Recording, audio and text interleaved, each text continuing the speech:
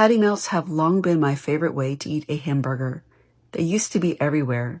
You could find them in restaurants like Denny's back in the day, but these days they're surprisingly hard to find. So if you're craving a real old-fashioned patty melt, sometimes the best option is to make it yourself at home. Watch as I show you how to make a simple patty melt using my electric skillet. The very first step is to saute 1 thinly sliced onion in 1 tablespoon of butter.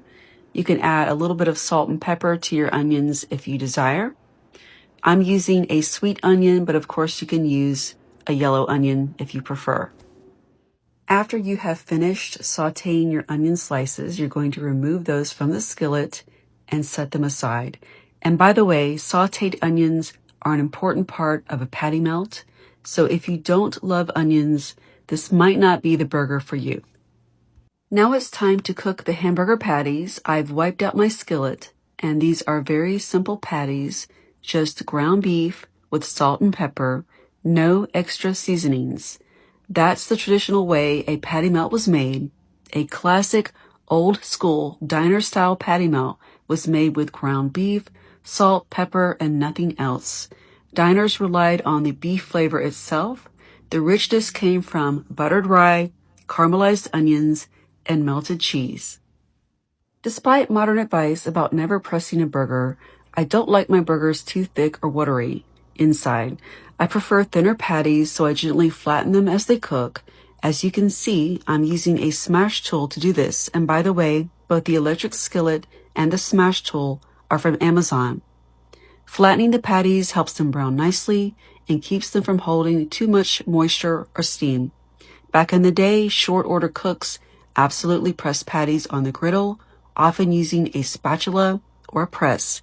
So what I'm doing isn't wrong or unusual. It's just my personal preference. Of course, you can make your burgers however you like. And another thing, back in the day, patty melts were almost always cooked well done, not by temperature. So that's what I'm doing here. I'm cooking them well done.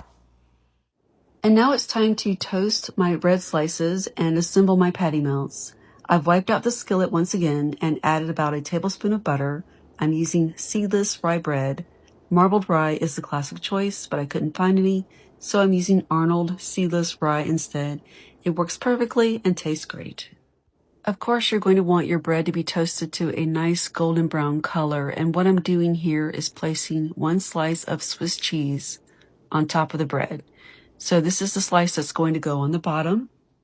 And the reason why I've covered my burgers for a few seconds with the lid is because I'm trying to get the cheese to melt.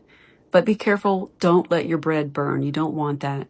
And then I'm going to place another slice of Swiss cheese on top of the patty, along with the grilled onions or the sauteed onions, and then the other slice of bread. In a classic patty melt, the cheese acts like a kind of glue, helping hold the sandwich together. A traditional patty melt isn't served with condiments like mayonnaise or Thousand Island dressing. The ones I've always had never had those things. Of course, you can add them if you want. And voila, patty melt hamburgers. Bon appetit. Serve these with a pickle and a side of French fries or potato chips, and you're all set. A classic diner-style meal served in the comfort of your own home.